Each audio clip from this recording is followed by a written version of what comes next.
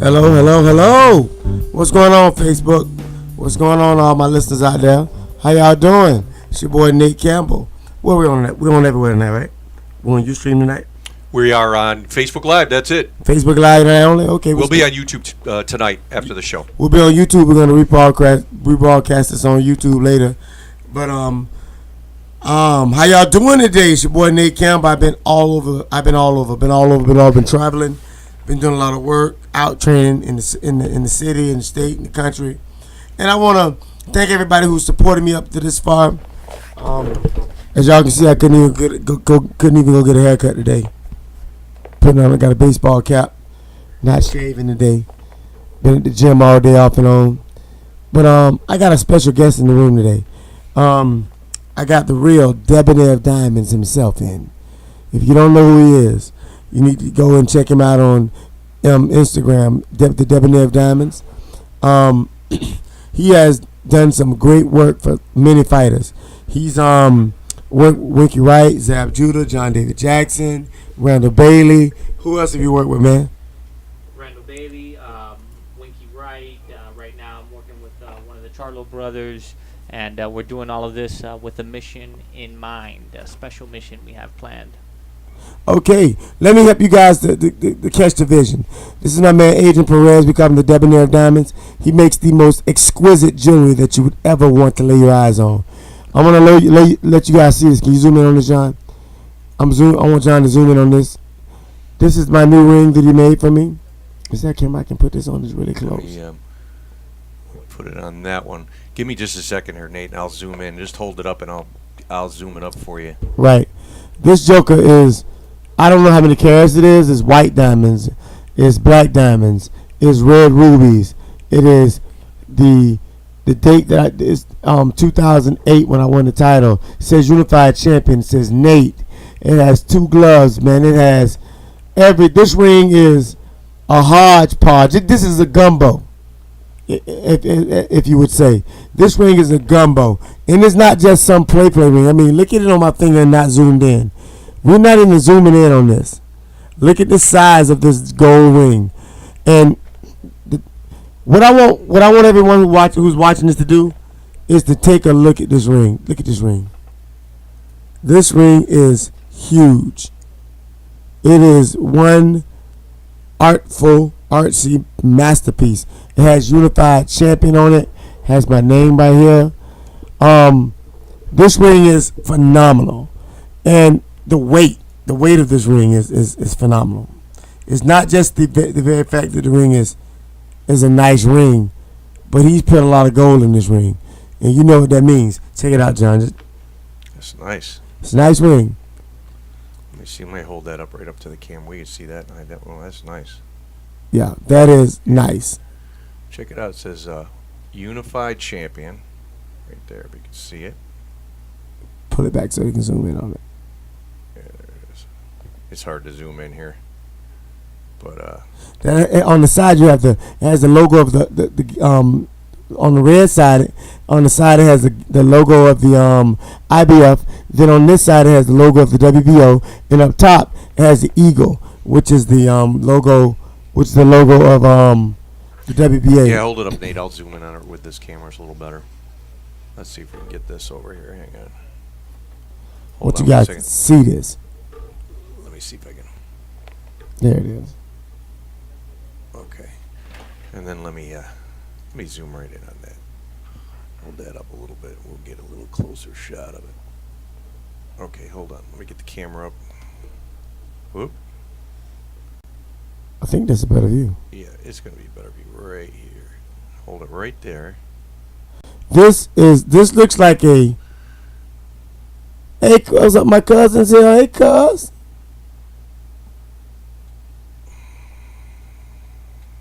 There you go. Oh, there it is. That's beautiful. Now you guys get to see it. Look at the artwork of this. That's the WBO. Yeah, that's nice. It's IBF. And Unified Champion, it says on the side. And it says Unified Champion. That's nice. Yeah. Are those red stones in there? What Those are rubies. Those are rubies. Yeah. those are rubies. The real deal. The real deal rubies. Real deal diamonds in top right here. There's real deal diamonds in top. These are black diamonds right here, man. These are black diamonds surrounded by red rubies. Says champion. Says unified over here. Fit for a champion right there, man. Yeah, man. That's some nice stuff. I mean, I have big hands. What size is this? You make it 10, right? 10 and a half. 10. It's a 10 and a half. And that just goes to show you how big this ring is. This is a 10 and a half. And this is a big ring. How long does it take you to craft one of those rings? Dude, look. I'm calling the IBF, the WBA, the WBC, the WBO. They all need to take a look at this workmanship on this ring. The craftsmanship on this ring is phenomenal. It is. Look at this. I mean, look, even inside it's just crafted. What kind of gold is that? That is 14K. 14 karat gold, man. And wow. I'm telling you, I don't wear a lot of jewelry. We can zoom back out now. I don't wear a lot of jewelry, but I need to talk to Adrian about. I really want to talk to Adrian about who all he wants to work with. Who do you want to work with, Adrian? Well, it's one step at a time. I know I'm looking forward to designing for the 1984 Olympic team. We also have this boxer gentleman was shot a couple years back. His name is the Drunken Master. He's even Floyd Mayweather has said he's been his toughest fighter. He has an interesting record. Yeah.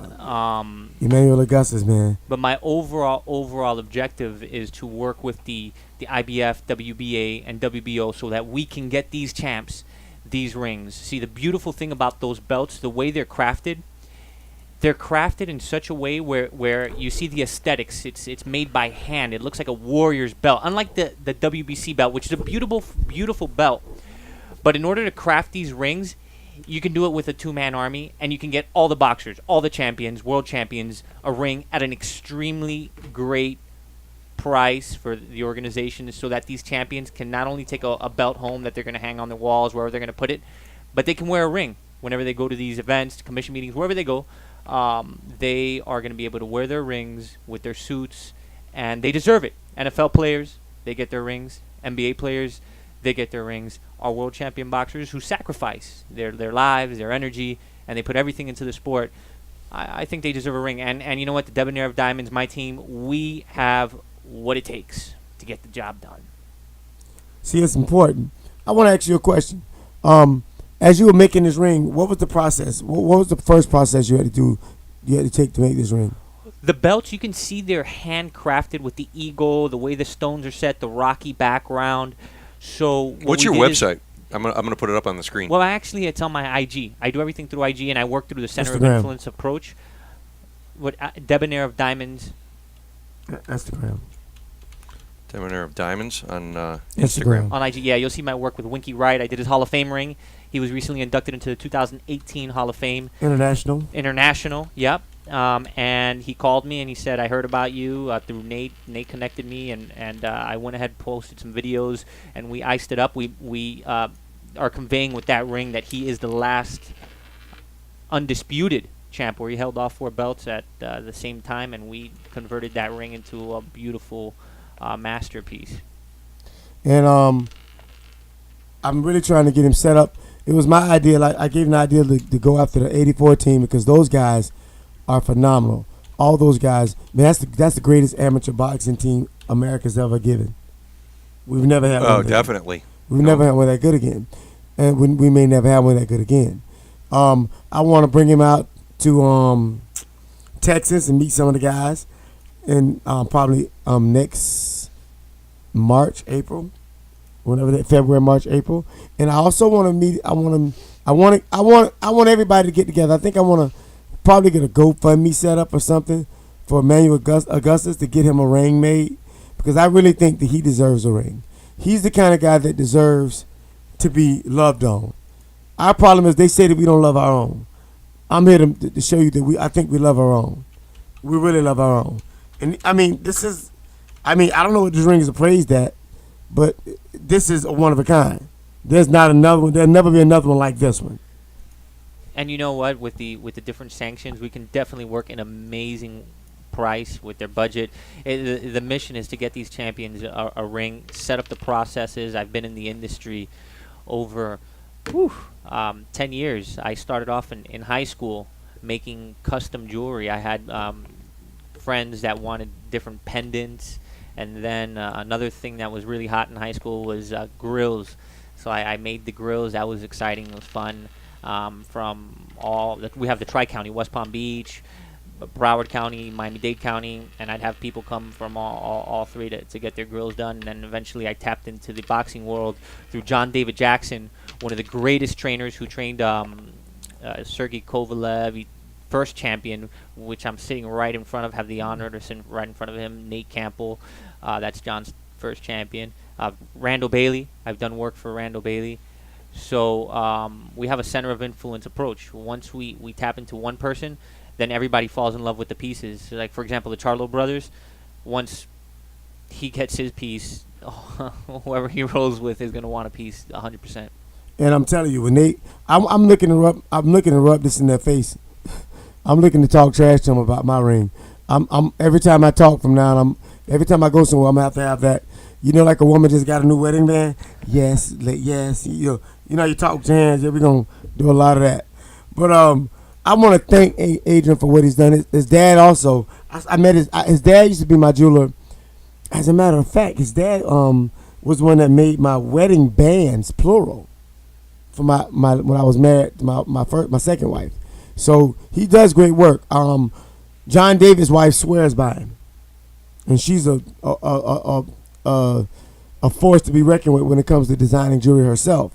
John Davis' wedding band came from his father. The wedding ring that you made for the ring that you made for John, you made John Davis' ring. Yeah, he has a ring that actually has all 6 champions on that ring. We also have the crane. We have the eagle from the WBO belt. We have all the different sanctions on his ring as well. I haven't seen his ring. I'm gonna be kind of. It's gonna be kind of cool to see myself on his ring. I mean, you're on there. You're on there. What'd you do? You made a little space on the side or something? Yeah, it's a huge ring, and then on the sides, right under the crane, you have 2 belts. Boom, boom. We have Nate, then we have Sergey. Then on the other side, we have the Eagle, and then underneath the Eagle, we have Randall Bailey, and then I forgot who his other champion was, but it was also a world champion. Can't pinpoint the name, but we got that. Chris Algieri. Chris Algieri. And there was another one on there as well that we put another champion. I think it's on there. 5 or 6. It's 6. Ramses. Ramses, yeah. Ramses. Yeah. And Yeah. Well, and him included. He was a world champion. yeah, John David 2 times. John Davis. Yeah. John. A lot of folk don't know this. I have to make this known. John David Jackson defended the WBO light middleweight title 6 times, more than anyone else in history. Wow. So Yep. I make sure they know the history of my mans, because that's my mans in them, and I'm cool with saying that's my people. That's my brother from another mother, and I'm telling you, he's the dude. He's family to me. So Speaking. no, it don't, because it sounds fresh. No, it don't. We men's round here. But no, what we got to do is we really got to push this brother. And even John now, he's training actually one of our mans from Miami, 17-0, man. My man Harold Calderon, and he started training with John. He also trains Miguel Cruz. Miguel Cruz. He also Yeah. trains Miguel Cruz also. So John has a great stable, and we're looking to do something next year, probably going down. Me and Kenny Ellis will be assisting him with training fighters. So we might have the band back together, and hopefully we'll be doing a lot more business with Debonair Diamonds down in the area. We'll be pushing all our fighters to go to him to get all their jewelry done, all their necklaces, all their rings. You know what I'm saying? You know, we want those things done. As a matter of fact, I'm telling you right now, if you're my family and friends, I need you to go to Debonair Diamonds, check him out, give him your business. He's going to work you out a great price, tell him you're Dave Campbell's family. He going to call me. If we ain't related, I'm going to tell him you're lying. He going to charge you double. But if no, we going to make it happen. Just tell him you heard about it on Experience the Galaxy with Nate Campbell show, and let's make it happen. that's it. Let's make it happen, Captain. Well, he has to get back on the road. I'm going to let him go. I'm not going to beat him up too much. He going to get on the road. He got to go back to Miami. He drove down. And I thank him for he left me a nice baseball cap. I will be wearing it tomorrow, even though it's a Miami hat. I'm going to find an outfit to wear with that one. Anything to rep the city, man. You know, but if you are in the Miami area and you really want to get in contact with him, give me a phone number. 954-937-0421. Hit me up, text me, whatever, or reach out to me on IG at the Debonair, DEBONAIR of Diamonds. Boom. On Instagram. On Instagram. Yep. And if you can't reach, if you have trouble getting him, what I want you to do is hit me up at Nate@experiencethegalaxy.com, or hit me up at Nat Campbell Turner Campbell on Facebook. Inbox me or hit me up, and I'll make sure you get his number. You can also call in 904-302-7220, and when I'm on the air, and I give you his number on the air. We're going to make sure this brother gets blown up, along with my man Mastodon Mouthpieces also. You guys got to go to Mastodon Mouthpieces on Facebook, Mastodon Mouthpieces. Let Lou Kang know that you hit me up, and I told you to come through. But thank you guys for sharing, for staying on while my man was here, and we're going to let him get back on the road. Thank you so much, Adrian. Yeah. All right, man. Later. This man here is... Man, I'm telling you, I don't know how to act right now. I'm telling you, give me a call. Go ahead, give me a call. He gonna get out of here, and we gonna get into the Serena Williams deal. How you feel about that, John? Serena Williams? Yeah. You know, listen. Okay, so I got a couple of things on this. I read the details, and so Serena Williams has a short history of blowing up, okay? First of all, let me tell you, not 1/10 of the shit that was done by John McEnroe back in the 70s. Of course not, but he got fined for it. Did she? He got fined. She got $17,000 fine. Okay? Now, the only thing I don't like about it is the girl that played her beat her. And all the attention was taken away from the fact that it was the first Japanese or whatever she was woman. She's not Japanese. Whatever she is. But she beat her, and all the attention got taken away from her because Serena made this whole big thing. This feminist, Other than that, this feminist rant. Yeah, whatever. I mean, whatever it is. And I don't know. It seems to me like Serena. Am I missing something, or is Serena kind of going in a bad direction or something? Am I missing that, or am I just? Is it just getting blown up? I don't know, but I'm gonna say this. Have y'all heard anything from my husband? Has he said anything about to come to his wife's defense? Anything? I'm asking. He's silent. That guy's silent. He's silent as a church mouse. You know what I mean? Yep. And I'm asking because y'all, so many chicks have been making out that he is like this, that, and the other. He ain't said nothing about them going in on his wife. No, nothing. And if he says something now, it'll only be because we've said something about it. Well, he's probably not saying anything. He doesn't care. I don't know. I don't know. I don't play tennis, so I don't know the sport that well. I just know it's kind of like any other sport. People get upset. She gets upset when she loses. I get it. She's understandably. She's probably the best athlete in the world or close to it. Definitely the best female athlete. Well, she was. Or was. But she's pretty damn accomplished. Oh, yeah. That being said, I don't know if it gives her the right to do all the shit she was doing, but her opinion is she was getting picked on. I'm going to say this. I'm going to say this. I don't particularly care one way or another. People have been talking to me about it, and I've been telling them so. Because I really don't care. I don't care because at the end of the day, it doesn't affect me. It really doesn't affect me. It's not like she's standing up for black men or whatever. Well, she's definitely not doing that. No. So I'm like, it is what it is.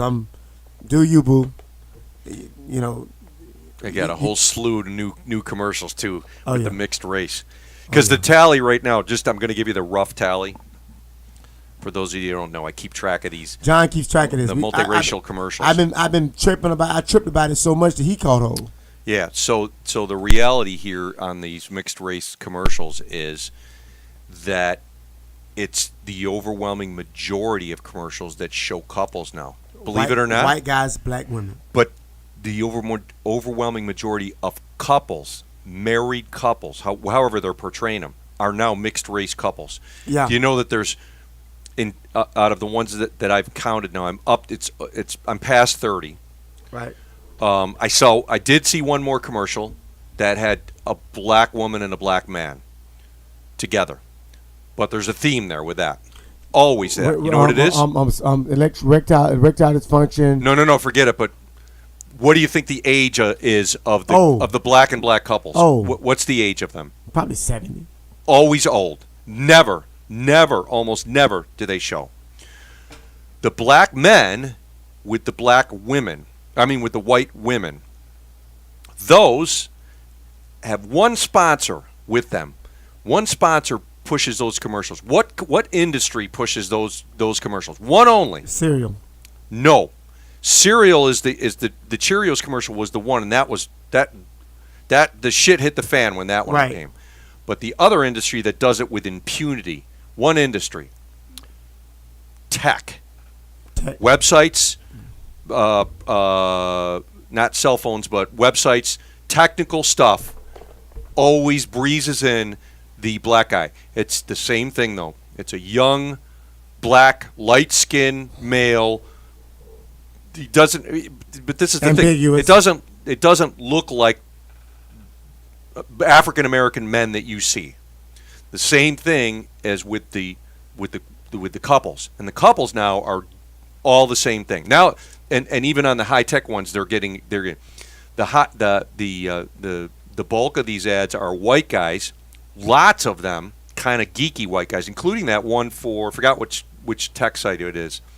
Geeky white guys with really pretty light skin black women with I say to my wife with the curly hair. Right. They're socially acceptable to white America. Oh yeah, but I'm telling you what they are. I saw one the other day where they had a black girl with a white guy. And I couldn't remember what it was for. I'm like, really? there's criteria.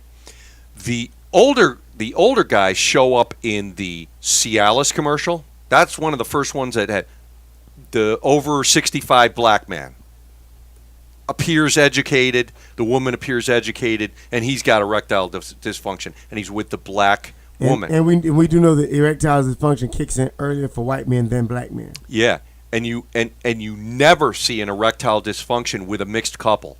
Never. No.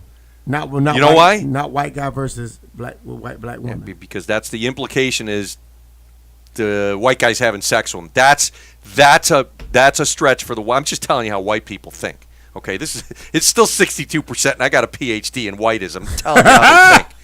It's too much for them. It's the same thing as why on this planet does white America get batshit crazy when a black man protests something? Doesn't matter. He could protest a blade of grass in his front yard, but if you stand up going, that fucking blade of grass is the worst blade of grass, that white guys go, oh, fuck him. Sit down and enjoy the grass, asshole. You're lucky you got a front lawn. Yeah. Hey, protest, look at what we've given no problem.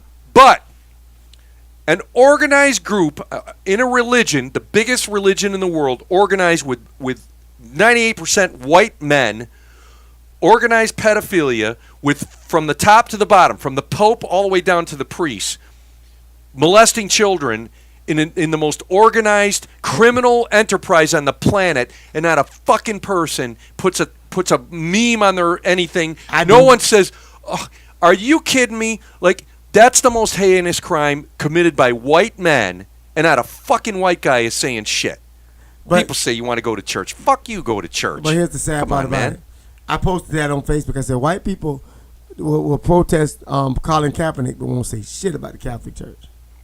Which is unbelievable. The Catholic Church, those crimes, they're crimes. And here's the thing that gets me the fucking worked up about the Colin Kaepernick thing. Okay, the Colin Kaepernick thing, if you're on the people who hate Kaepernick's side. Now, I showed you the commercial, or I showed you the output from Fox News of that guy. Right. Okay, which is just ridiculous. First of all, that guy's just baiting all the people that watch him or whatever. But the presumption that they make with Colin Kaepernick is this. This is the first, just completely, as far as I'm concerned, racist predisposition. Forget that. Yeah. Is that the flag stands for the white guys in the army. That's what it. Don't kid yourself. The flag is the white guys. The white guys' army. Okay. And forget that the flag is 13 stripes and 50 stars representing states. In their opinion, it's all about the white guys who served America. And if you're kneeling, you're not spitting on the flag or burning the flag or pissing on the flag or turning your back on the flag. You're kneeling. You're actually doing something more sacred by kneeling in front of the flag than standing. Okay? When you're in church and you kneel before God, you're laying yourself prostrate before God. Right. When you stand, you're in a happier, more praising mood. But they're kneeling. Think about that protest. It's the most innocuous, harmless. All it's saying is stop shooting cops, stop shooting black men. And you can say that to white guys. No, they're disrespecting the flag. Really? How is that disrespecting the flag? But nobody says anything when Bruce Springsteen tied one around his head. Not a word. Not a peep. Not a word. Nobody says nothing when nobody says anything when Billy Bob wears his shorts. Nothing. Or wears a shirt and dribbles and drools all over, throws up on it when they're drunk. Nobody says anything. But when did the flag represent white guys in the army? Well, since they made it. But I don't. That's well. You got to realize you're presuming that right out of the gate. You're saying the flag represents only guys in the army and the armed forces and white guys. Well, that's all it represents. And you're kneeling. Did Kaepernick ever kneel down and go "fuck you" to the troops or say no? He never said. He said, "Stop shooting." A Green Beret told him to kneel. A Green Beret told him. A white guy Green Beret told him to kneel. But everybody takes it. And dude, you can spin shit all you want. You can keep spinning shit around just like your fist on your broadcast there. You could keep spinning that fist around and around and around. and it still comes back to it's fucking racism, dude. It is. But it ain't shit here's else. my thing. When I see white people burning their Nikes in the yard, those bonfires, I'm like, You bought the shit, you dumbass. You bought them, you dumbass. Well, I hope they mad because I went out. Y'all know I was boycotting Nike for a while. I went out and bought some Air Force Ones. when I bought some Air Force Ones when I was in New York City, just to make sure that I pissed off the right people, and they kind of fly too. I walked in with them on, and I bought a strange color so people would look at them, because if they're basic white or whatever, people look at them, but they don't say anything about them. But when they're off color like this kind of, well, you know. So the next day they went ape shit on Fox News, and they did a story, which I'm not going to put up here, but I'm going to tell you exactly what it did. The story said, well, we surveyed and we found they surveyed and they picked out like 10 data points that were clearly proving the point. Okay, so this is what their data point said. Their data point said that 68% of people before the Colin Kaepernick approved of it, and then they surveyed people and found out 30% of people don't approve of Nike. And they went on with a number of statistics that talked about approval. And the stock went down 3 or 4%. But the sales went up 31%. 31%. The sales went up 31% in the following 2 days, as compared to normally 17% up. So it was really a 13, 14 point spike in that. So stop writing to me about how it was some badass move and all this shit. Oh, let me explain something to you. Give me a break. Again, white people, the black dollar is the strongest dollar in America. It's a $1 trillion buying power, and don't make Nike sit down and tell you how many black people buy their shoes. $1 billion a year. Because it's way more in the percentage in the world than white people are. It is. And if they have to choose between pissing off white people and pissing off black people, people that spend money, they'll piss off white people. Wait a minute, black people that spend money just to. We will buy Nikes to get under your skin, just to know. Yeah. We will go buy Nikes to say fuck you. Right. That's exactly what happened. And that's what happened. But the thing about it is, I know Nike don't give a damn about us. We know that. But let me give you a. It's business. 40 years ago, you know what they said about Ali? Disrespecting the troops by saying he didn't want to go. Watch and this. Guess what? Watch this. How many white people were sitting up on his dais for his funeral? Most of them. All acting like they all love him. heroes. Let me tell you something. The right side of history right now is Kaepernick. If you don't like him and your point is you're disrespecting the flag, come up with another symbol. Because if this fucking dude sat down and went, fuck you troops, you suck, and all that shit, okay, I'd go, I'm with you in this corner. Right. He kneeled down and said, cops, stop shooting black people. The message is crystal clear. Cops, stop shooting black people. And all this is done, all Nike has done is made football understand something. You don't want to piss off the black man. Because this is a sport that has, what did we say the stat was? 75%, 75% black are the participants. They're the talent. They're what drives it. They're why you watch it. You want to watch football like it was in the 1940s? All white Go guys? ahead. Go ahead, as they say. Go ahead and watch that. You want to watch the NBA with a bunch of white guys? Go ahead. Go ahead. Turn on the Duke versus Princeton game. With all white guys. Yeah, that's what you're going to see. Go watch that all day long, because that's fun for about 2 seconds when they do the backdoor and layups. Okay? Hey, all I'm going to say is this here. It'll drop down to what women's basketball is right quick. Exactly the same. And speaking of women's basketball, have you been hearing these women bitching and moaning and complaining about their pay? Yeah, in the WNBA. Hey, listen, Brittany Griner she went to Russia, plays in Siberia in some league where everybody comes out to watch her because she's a freak, to make the big money. She's making $1.45 million a year or something. She's living in the cold. I saw her this whole weird interview, and she's really creepy, man. Listen, that voice is deep as hell, dude. But it is when you listen to her talk, it is really manly. It's not even manly. It's just weird. Because, I mean, it's just weird. But it is what it is. But listen, she went to Russia. She said, fuck the WNBA. She got the child support to pay. Yeah, $45,000 a month or whatever it was. Whatever it was. It was ridiculous. It was a lot of money. Yeah, I felt no sorrow. Good luck for her, man. Hey. Good luck. Go get married. Now you see what we all have to deal with. You see You want to get on our fucking team? You better pay the taxes like we do on the team. Bring that ass, bruh. Go fucking pay the. Bruh. Hey, now that's what I forgot who I saw a comedian that just said, hey, oh no, was it Chris Rock? He's like, yeah, man, now you can get this shit kicked out of you like all us did, man, when you get divorced. Yeah, bring it on. Since y'all want to play them games, ain't anybody gonna make no money but the lawyers. Yeah. And the spouse and the talentless motherfucker. And I don't think Brittany Griner wasn't like married very long. It was like a short amount of time. Dude, all I gotta say is this here: she better not miss them payments. They'll take her license. Yeah. Well, yeah, man, that's crazy. But hey, I mean, you want all the rights. You got to have all of the responsibilities that come with it. Right. Because rights aren't all just great; they have responsibilities with us. And the saddest part about this is that I had a discussion with someone about this, and I want to make this abundantly clear. I don't knock women getting paid what they're worth, but what you're worth is what people are determined by what people are willing to pay. Yeah. As a fighter, I told Errol Spence the other day.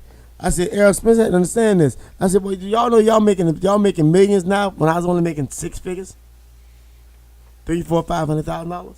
I'm like, I ain't mad at y'all, but I want you all to be accountable, man.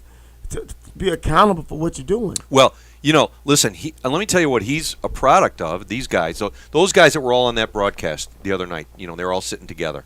Okay? The talent pool. Put that back up. The talent pool is remarkably. The girls. Brittany Griner. The talent pool is remarkably small. It really is. It's much smaller. So there's a smaller pool of guys that they're showing on these broadcasts. As much as they're showing, the guys that are making money for these broadcasts for what's his name there, Al Heyman. It's a small talent pool, so the guys are getting more money just because of that. If those guys were fighting in the '90s on Showtime, they'd be on the undercard of Trinidad and De La Hoya. No, not even. They'd be on the undercard that isn't on TV, probably. Yeah. That's the truth. Yeah. No disrespect to those guys. I mean, but that's and I'm happy for them. I'm glad boxing, guys in boxing. I'm happy for anybody that's making money. Let me tell you something. I have this opinion about boxers: is I've never been in the ring, and you can sit and put people down. Because you've been in the ring. But I don't do it. But like the stuff with Curtis Harper and stuff like that. But I wouldn't, because I never risked my life to go in for any kind of paycheck anywhere. I mean, I've never, I've been earning money, so I never put boxers down. And I'm happy for them, these guys making money. I think they should make as much money as they can. Any athlete should. I think they should get paid. I mean, I think. Listen, people complain about boxing because it's so transparent. A guy wrote an article about John McCain and how John McCain. Third time they had played in the Grand Slam I should have brought it up. Final. I wrote a whole. I wrote it back. I wrote a major whole final of the season. They kind of op-ed piece back that he was talking about. Every occasion. John McCain was responsible for the downfall of Don King, and then he proceeded to write an article that had nothing to do with any downfall. And I wrote to him and I said, "Hey, dude, first of all, when you have a headline like that, back it up. You wrote an article that says John McCain helped bring down Don King. Okay, so that law was drafted in 1999 and it passed in 2001 or 2 or whatever it was. And let me tell you something, because I was the guy who administered it for Don King Productions. Right. We were the only company that actually followed the law, not anybody else. Right to other people. That didn't bring Don King down. He's 86 years old. He's he slowed down a little bit. Right. That didn't bring him down, and McCain didn't bring him down, and the law didn't do very much. And the truth be told, what brought Don King down was when HBO turned around and also brought HBO down too and gave a 3-year content deal to Golden Boy. Yeah, and HBO's going to be out of business in 3 years. I heard next year. It will be. It's going to be out of business, and you will wish. Let me tell you something. They drafted that whole law, and Al Heyman is literally just pissing in the face of that law because he's going against everything in that law. Law says you can't manage and promote somebody at the same time. So he said, you know what? I'm going to be neither a licensed manager nor a licensed promoter. I'll be an advisor. And just in that simple mind, just worked all the way around that whole law. And now he's both the promoter and the manager of all these fighters. He's the ad hoc manager and promoter, and he's doing business. So what did that law do? That didn't do anything. That law gave rise to Al Heyman, and you've got the PBC now. And the PBC for all the bullshit that everybody tells you about him stealing $500 million and spending $500 million, no disrespect to some of those people out there on Facebook that I know, but stop doing accounting. Al Heyman's accounting on Facebook for him, okay? Exactly. He fucking still is doing fights. Those networks are still doing fights. And stop counting up his $500 million that you think he spent, because you don't know shit unless you're doing the books. I did the books for Don King Productions. I know what he spent. He's making money.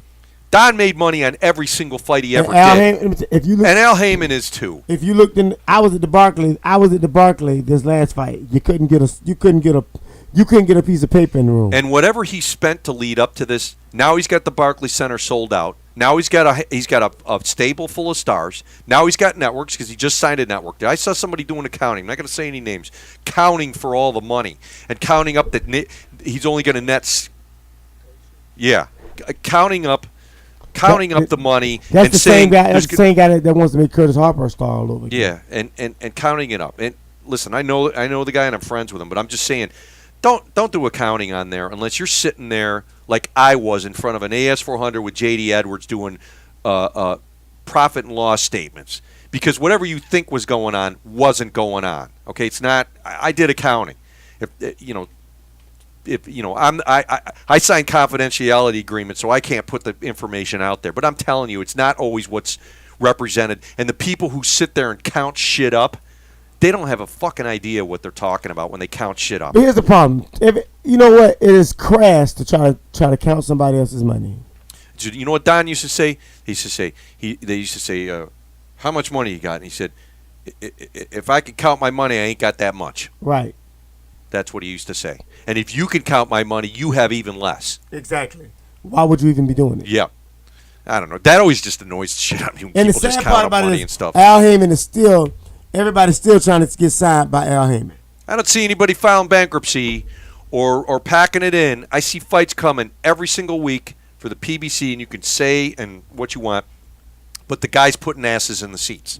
And that's all that matters. I'm going to tell you right now, when I was in Minnesota, at that fight card, the seats you saw missing, those people were up watching, standing around the side. Yeah. If all of them would have sat down, it would look like the Barclays Center.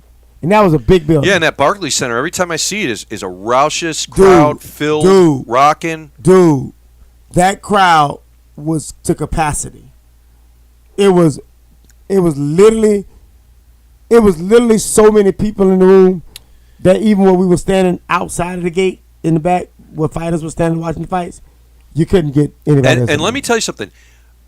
Back in the 90s, we did tons of fights in Madison Square Garden. We sold out Madison Square Garden once or twice, but all those big fights, Trinidad, Jones, Trinidad, all those fights we did in there, they weren't sold out like this place was. And I don't think it's as big a building. It's not quite as big, but it's close. Madison Square Garden max, with boxing, is 20,000. The only other place we sold out like that was St. Louis when Corey fought Zab. But selling out that place is an impressive thing, because let me tell you something. Every time. Putting asses in the seats nowadays is 1,000 times harder than it was 50 years ago. You know why? Video. HDTV. Right, HDTV. Because it's way better to watch everything at home. I have a hard time watching a fight in the ring now. I like to watch it on the Jumbotron. Sure. Because it's just better. But if you can fill an arena with people nowadays, you're doing something pretty damn good. And so for when you got these bumblewads, when I'm talking about Al Heyman, I'm like, what you doing? I always ask a guy that's counting his money, what are you doing? If you got time to count his money, you ain't doing shit. Easy, I don't know. People take too round a number. He's $500 million, and they start counting it out. And I go, well, he was spending the money, because I said to myself, well, he's spending money because he wants to build some champions. It's a great theory. It is. It's good. Now he has the best fighters in the world. Well, now he's got them all, and what he thought he was going to have, he has. He doesn't have Floyd Mayweather, unless Floyd will run out of money and have to fight again here in another year or two. He's not, that's going to happen, and. But he's got all these. He's got the Charlos. Yeah. He's got Aerosmith. Yep. He's got Tank. He's got Broner, who are all good for TV. All good for TV. Those guys are great. And you see how smart the thing he's doing? Devin. He's taking those guys and he's putting them on TV in between the fights. He's showing everybody, this is what I got. Listen, when I was watching, I go, wow, you know, like King used to do that stuff, but there'd be like Ali would be in the audience, that'd be it, or Larry Holmes would be in it. He didn't he didn't get all 5 guys together and have them sitting talking with each other in the ring afterwards doing stuff. That's pretty brilliant marketing, man, and it says something too. With that arena sold out, that's a big statement. That says if I can sell an arena out, I can sell it, because a TV screen's way easier to sell than an arena is. Way easier. How much was a ticket to get into that fight? I think they had some tickets. The lowest ticket was $60. $60 plus your fees and parking. That's an expensive damn ticket. I mean, the Jaguars game against New England, the cheapest seat is $100. So you're for your dollar, a boxing match with how many fights were on that card? A lot, right? 11 fights on a card, and all the guys, all your stars are there in the arena. Last. I had 2 fights on the card, and I had the dead last fight on the card. Yeah. I mean, I'm impressed with that, man. I am impressed watching that stuff. So you could count up his money and all your shit. Until that guy files Chapter 11 bankruptcy in federal court, don't count his money, because it might not be where you think it is. I think he's made more money than he's lost, because at the end of the day, I think that. Well, now he's got a signed TV deal with cash coming inward. But here's the thing about it. I think that he is. I think he's a producer. He's considered a producer. He's not. He's the promoter, the manager, the producer. He's everything, which was brilliant. He looked at that law that John McCain so brilliantly drafted and said, you know what, I'm just going to get it's the biggest loophole on the planet. Like, nobody sat there and thought when they drafted the law that, what about an advisor? We drafted this law to say you can't be a manager, a licensed manager, or a licensed promoter. You can't be both. Right. He said, well, how about I be neither? Now try it. There's no federal prosecutor putting him in handcuffs and taking him out and saying you're violating the law. And it's never going to happen. And there's nobody in the Congress that's going to waste 2 seconds drafting a law. Because you can't tell fighters who to listen to. Right. Yeah, I mean, you could try to regulate it and do all this stuff, but and I wrote in that sort of op-ed piece I did and it wasn't an op-ed piece, but it was an op-ed response. I said, hey, man, first of all, that was such an overreach what McCain did. You realize on the 13A, which is the initial part of that draw, you have to disclose all of your revenue to the fighter. Think about that. I wrote in there. Think about that. Can you imagine if Sunday morning the NFL, if what's the owner's name here? The Jerry Jones. No, the guy here. Wait, Jerry Jones. Can you imagine if Jerry Jones had to sit down with Dak Prescott and the entire NFL Dallas Cowboys and disclose to them exactly how much his revenues were and what the sources of them were before every single game? Because that's what boxers have to. I mean, that's what promoters have to do under the Muhammad Ali Act. That's what they're required to do. How many of them do it? Uno. Only one, and he's not promoting much lately. One guy does it. I was in California, and they were gonna. They said to me, "Hey, we're paying the fighters." I said, "No problem. You have to do the 13A, B, and C forms with them." And they, you know what they said to me? You know what the commissioner said? Don't do that. No, before he said that, what's that? That's what the boxing commissioner said. The boxing commissioner of California said, "What's that?" I said, "It's the 3 forms that are required by the Muhammad Ali Act." He said, "What are they?" I laid him out. He said, "You guys can pay your own fighters. Don't worry about us." That's exactly how it went. In the room. They just said, no, they didn't even say it'll be in the room. They said, "Give it back to us when you're done." I said, "No problem. We do this stuff." Imagine that. Imagine. And that was the law that was drafted by McCain that took down Don King. Didn't take down Don King. Taught us how to be better. We just said, okay, and we did it for the next 13 years. We were the only ones that did it. You didn't. When you fought for Golden Boy, did they ever give you a 13A, B, and C? They disclosed to you their revenue? Can't remember what they gave. They didn't do shit. I'll just tell you that right now. They didn't do it. I know they didn't do it. Because I know the guys have fought for them, other guys. They look at this. What's this? I go, oh, Golden Boy didn't do it? Aram didn't do it? Top Rank didn't do it? No, what the hell is that? It's the Ali Act. What's the Ali Act? Read up on it, bro. And the thing about it is, when people don't care, they don't care. They don't, but, say what you want about it, but I think the PBC's doing fine. Just fine. I think within the next, I'm trying to get Arlene Arlene Gowns in. Arlene's Gowns in. If she can, I'd like for her to call in so we can talk a little bit. Yeah, I'm going to just reboot Skype here and make sure that... Arlene's Gowns. The number is 904-302-7220.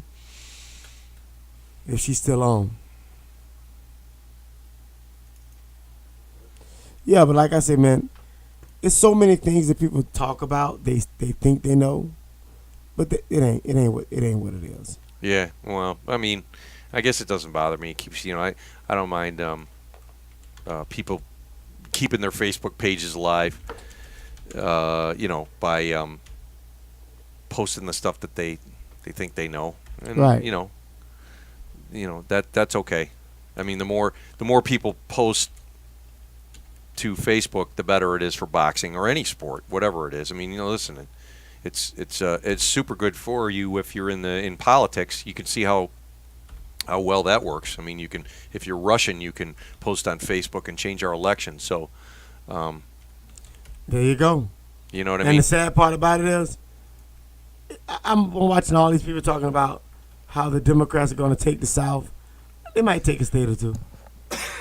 Well, they'll probably win back the Congress, and then they'll just sit and investigate Trump for the next 2 years and all the stuff, and it's just going to be a big shit show and a waste of time, and nothing's going to get done. And it is. I mean, that's just how politics is now. It's pretty divisive. It's clearly, 60% of the country hates Trump and 40% likes him, and you're not going to change people either way. I mean, there's not a lot that Trump can say that's going to change him. And the 40% love him. The ones that say they hate him, the 60%, most of those are people that are basically going to vote for him anyway undercover. Yeah, well, that's the thing. So, the polls in the last election proved that in 2016 that, and they these guys were pollsters. They found out one thing is when they did an auto poll where there wasn't a human answering the phone, that the answers were different. They were skewed more towards people were more likely to admit that they're going to vote for Trump. When there was a human on the other end, they were less likely to admit it. And most of the polls are human interaction calls. Right. So the polls were off, and they were way wrong. They were so wrong, they predicted the election wrong. The day before the election, Hillary had a 68% chance of winning, and Trump was 32%. On Nate Silver's, which is a poll of polls, he takes 200 polls and puts them all together. So that's most everybody's polls were wrong. That's just what happened. And Democrats, you better hope that you got some better polling next time. You got a call in there. Hello. Hold on 1 second.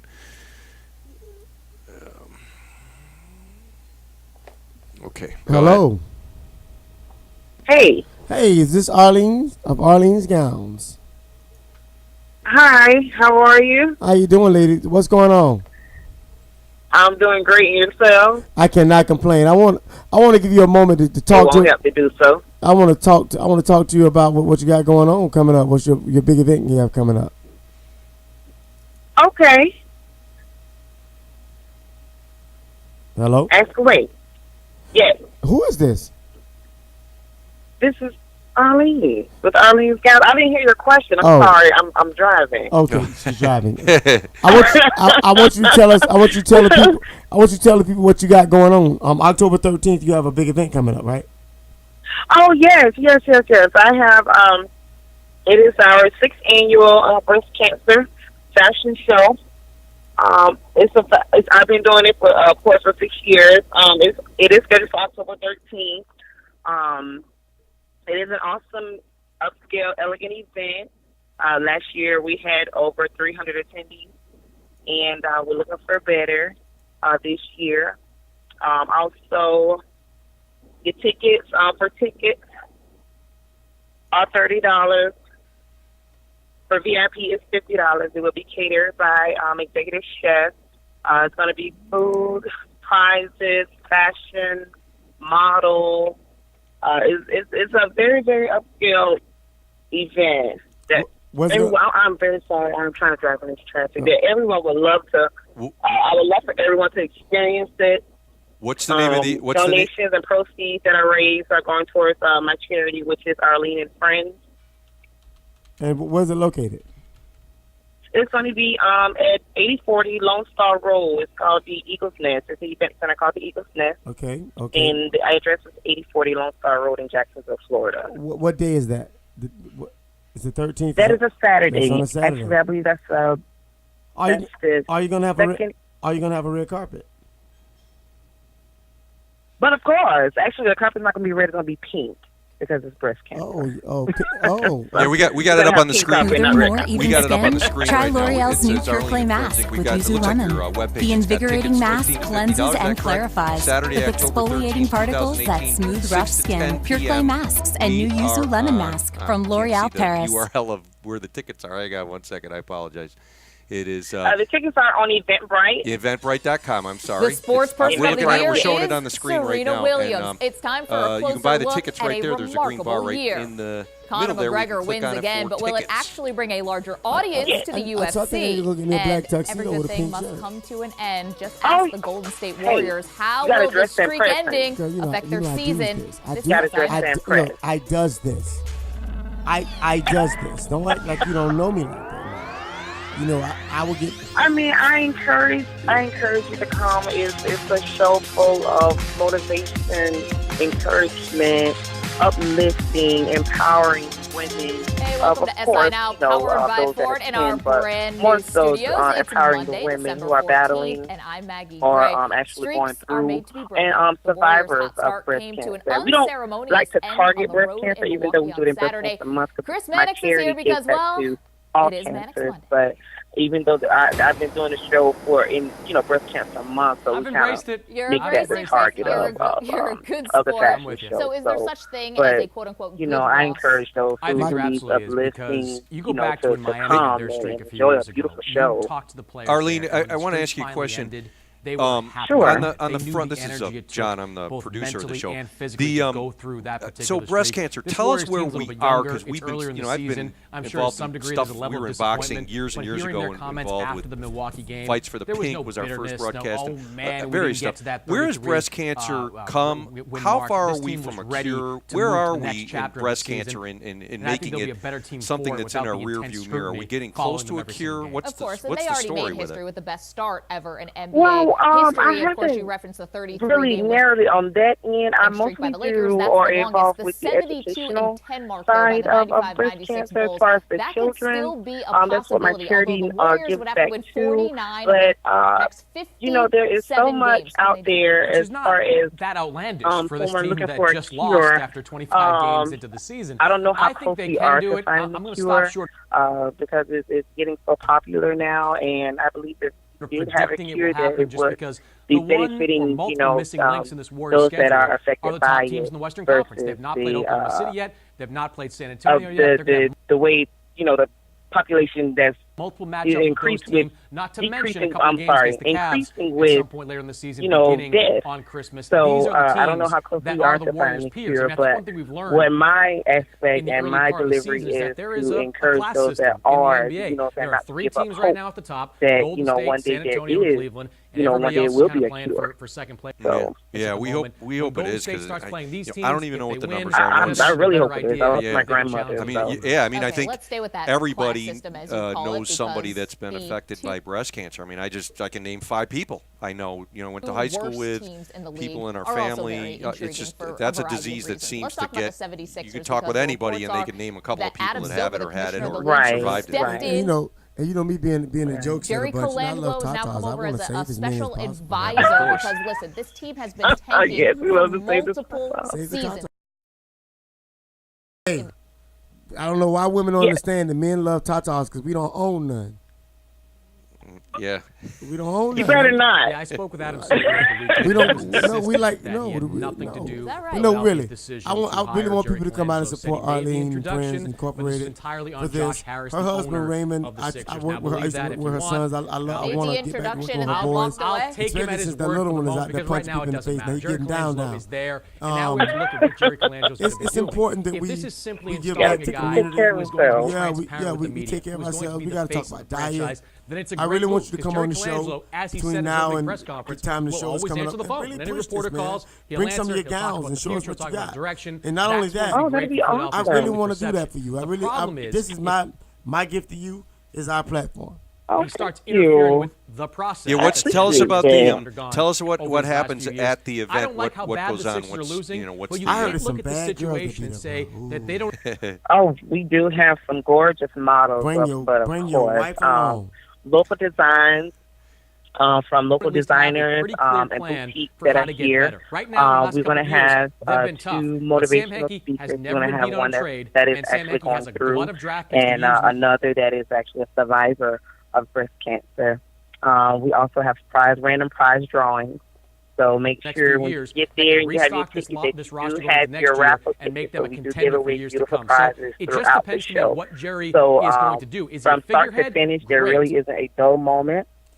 In the show, so we do try to keep you on the edge of your seat. I thought they brought him in we do have a pastor who will be, giving our motivation, from our church. So it's going to be entertainment.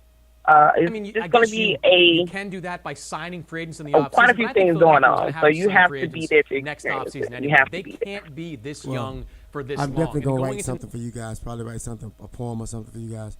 And I want you guys to be able to read it there and let you, encourage those that have it or those that have had it. When maybe they have a Ben Simmons or a Chris Dunn or a Brandon Ingram, these top college prospects. I want you guys to know that I'm definitely if they have these guys, the word they out. can supplement. We're going to use this venue to put the word out. We want to blow your event up. And I want you in here. Thank you. I appreciate that roster it. with Let's some veterans and all the cap space they have. I believe they were going to go that direction anyway, but Jerry Colangelo being there, that probably ensures they're definitely going to go in that 6 p.m. to 10 p.m. October 13th. The address is 8040 Lone Star Road in Jacksonville. Go to eventbrite.com.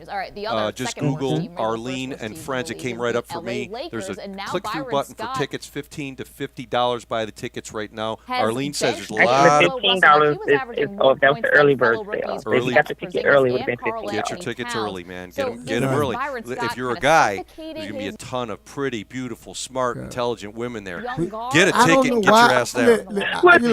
Look, let's get some established.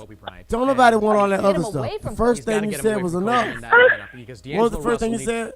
There's going to be some beautiful women there. That's it. We don't look.